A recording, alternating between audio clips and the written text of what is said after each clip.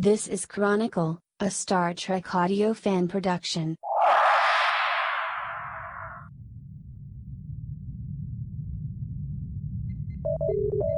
Confirmed. Lambda radiation on the structure dates back approximately 5 decades.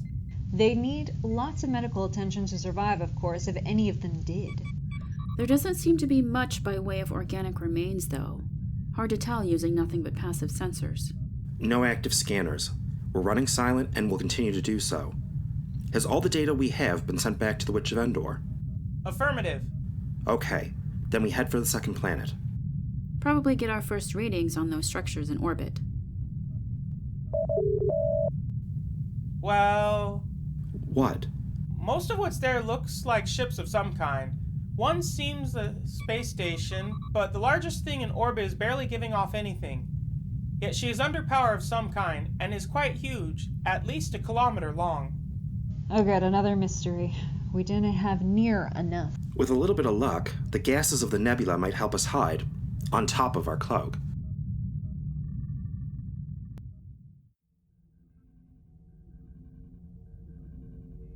That is the Donzari colony ship. Well, don't waste all your time sniffing the air. Tell us. In the year 2370, the USS Chronicle came to their system investigating lambda radiation. This is the same place where the Cassandra was destroyed.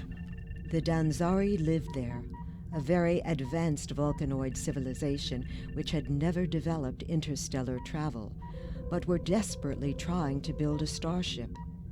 That ship.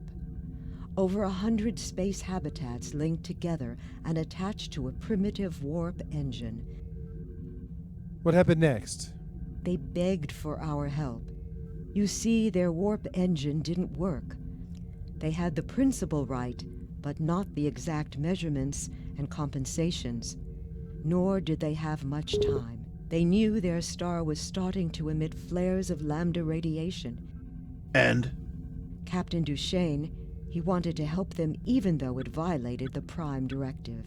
Hardly surprising, given his background. He was from Tarsus 4, site of the Kodos massacre. Half of an entire colony murdered to save the other half. As it turned out, pointlessly. Yes, the people of Tarsus 4 do not forget. He did not violate the Prime Directive, did he? He argued that the special circumstances justified an exception. The senior staff disagreed. Most were Vulcans. They saw the matter as one of strict reliance on the word of the law. Instead of the intention. The Donzari flooded our communications channels with pleas, not only their government, but every school, every individual ship, millions and millions of individuals from all over the system. 2 weeks later, we were far away. Sensors confirmed the entire system bathed in massive doses of lambda radiation. Captain Duchesne committed suicide. How did any of them survive? That is secondary. What's important is that they evidently did. You said these Donzari were Vulcanoid? Presumably still are? Yes, but they had blue-tinted skin. Like the murderer of Captain Scovan, whose murder, of course, now makes all the sense in the cosmos. Ensign Crane! Captain? Send the contents of this conversation to the Ellesmere at once. They need to know as much as possible. Are you recalling them? No. We need to know as much as possible, now more than ever. Shall I send it to USS Merlin as well? Yes.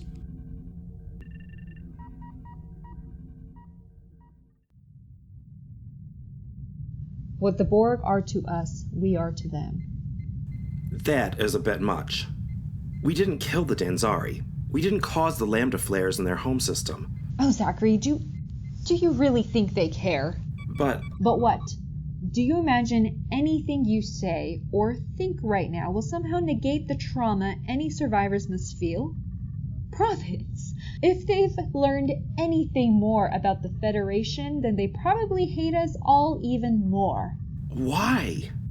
If they know the crew of the Chronicle were obeying Federation law, that will make everything between Bajor and Cardassia look like a disagreement over where's the best place to have a picnic. We're entering sensor range of Delta Helix 2. Report.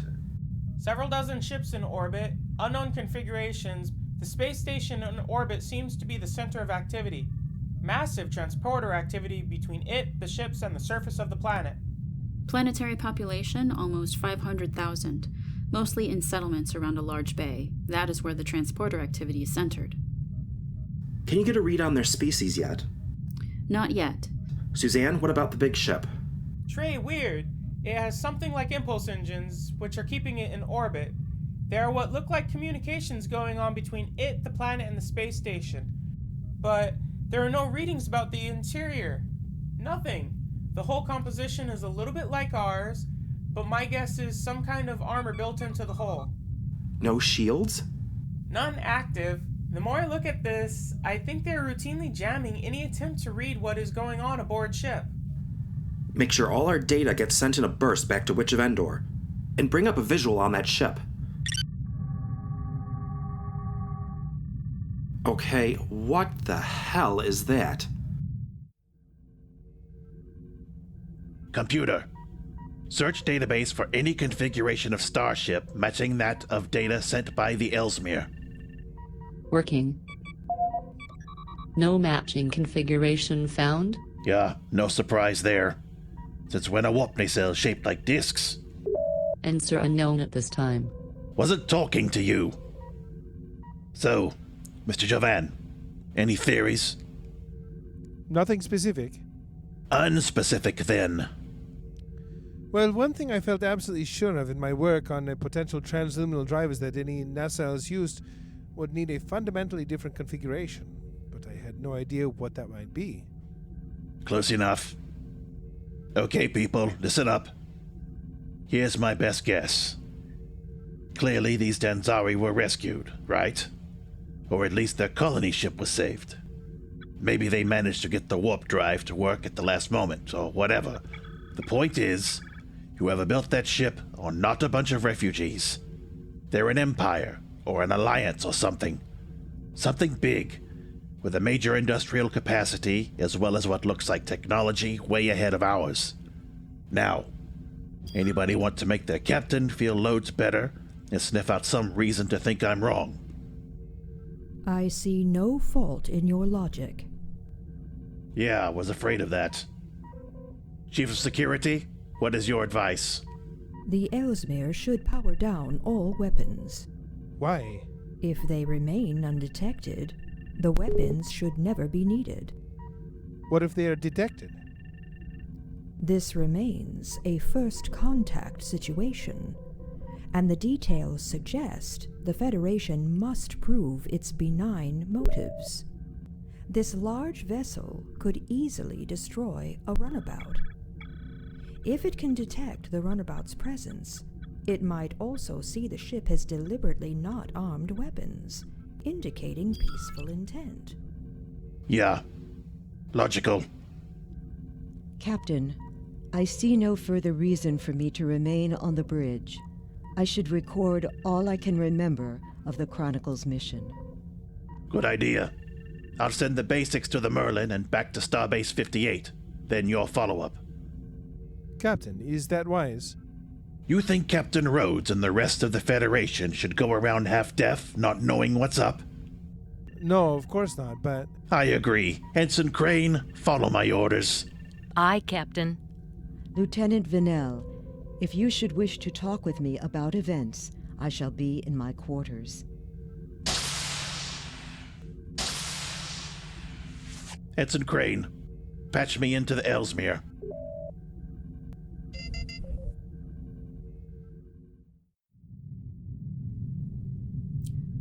Confirmed. Over 80% of the population below match the biosignatures of the Danzari species. The rest are unknown. Some of them look very strange. There's even a building sealed off with a methane atmosphere and artificial gravity generators turned to well below average. The space station has rudimentary shields and what looks like a pair of simple disruptors. A fairly standard defense for a colony, then. So why is that thing in orbit? Maybe they've been conquered. I mean, that ship could wipe out that space station for sure. Or it is making a routine port of call like we do with frontier colonies all the time. For all we know, this thing is a museum or a training vessel or some kind of mobile temple on a pilgrimage. Good point. Still, keep watching it. I've spotted a source of lambda radiation on the surface. Of course you have. Details. One building on one island, heavily shielded, and no bridge to or from the island, but plenty of life signs, many weak or fluctuating. Bihal, will you take a look at this? That looks a lot like some kind of medical facility. People are still being treated for lambda radiation, is my guess. After 40 years? Patients have probably been in and out of stasis over that time. Dr. Mavid and I figure we might have to keep Lieutenant Thorvin in for years, and he got a pretty small dose compared to that colony ship and whoever was on board. The Denzari. That's who was on board. After all they endured, that, at least we owe them.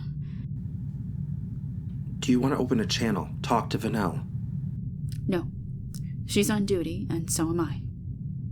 Right. Lieutenant! The space station just raised their shields. Big ship has started to move. Shall we arm weapons? No. We have our orders, and they are damn smart orders. On the other hand, get ready to raise our shields. Right. The big ship? It seems to be on an intercept course with us. Altering course now. Big ship is not altering course to correct. Okay, good. The space station is powering up disruptors. Prophets. Prepare to drop out of cloak and raise shields. Ready when you are. What the? Report. We're in a tractor beam. One from the big ship. Dropping cloak and raising shields. Station preparing to fire. The big ship just launched some kind of torpedo against the station. Its shields are down. A message coming in from the ship. Put it through. Federation vessel, you are in grave danger. I am the commanding officer of the cruiser before you. We are taking you into protective custody. Do not engage your warp engines lest you be killed. Again, you are in danger. We are taking you into protective custody. Do we try to break free? No. Smart? Oh, okay, yeah. A tractor beam this powerful, we'd never make it. Rather first contact than a battle ensign. That does rather depend on a lot, Lieutenant. Such as... Well, like what do the folks on that cruiser eat?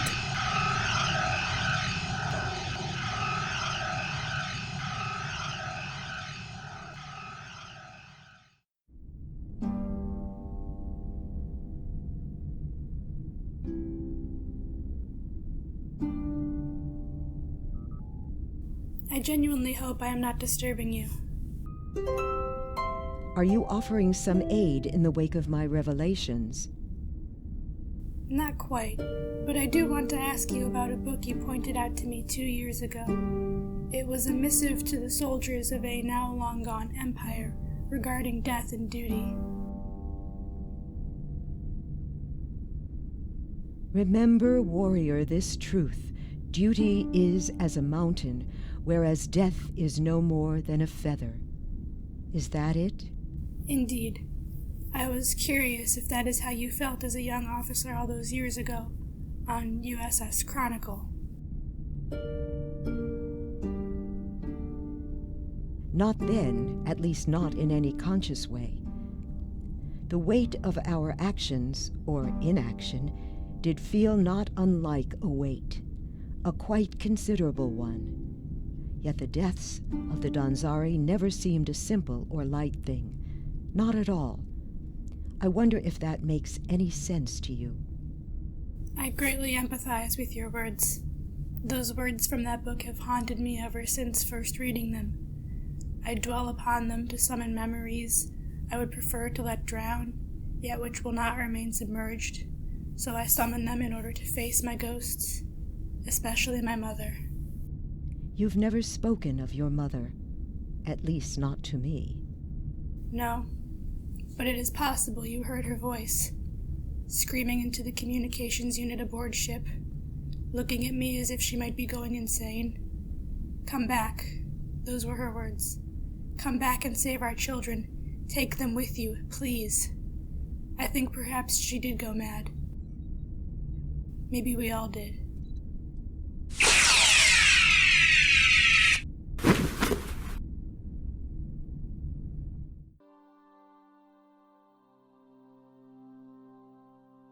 Yesterday is Waiting was written and edited by David McDowell Blue. Scott Fack played Lieutenant Zachary Stiles. Michelle Dannon played Dr. Nath Behal. Anne Hurd played Ensign Athena Azurian. Leslie Sawyer played Ensign Von L. Ska Ha Cotter played Ensign Suzanne Draper. Paul Jacques played Lieutenant Commander Joe Van. Chris Jones played Captain Saraj. Rita Pardew played Ensign Crane. Hetty Lynn Herties played Ta Lar. Larry Shilkoff played Captain Rhodes. Kurt Bonham played Dr. Mayved. Stephanie Dudrick played Counselor Namath. Eric L. Watts played the Alu Commander. Star Trek and all related marks, logos and characters are solely owned by CBS Studios Inc. This fan production is not endorsed by, sponsored by, nor affiliated with CBS, Paramount Pictures, or any other Star Trek franchise, and is a non-commercial fan-made audio series intended for recreational use. No commercial exhibition or distribution is permitted. No alleged independent rights will be asserted against CBS or Paramount Pictures.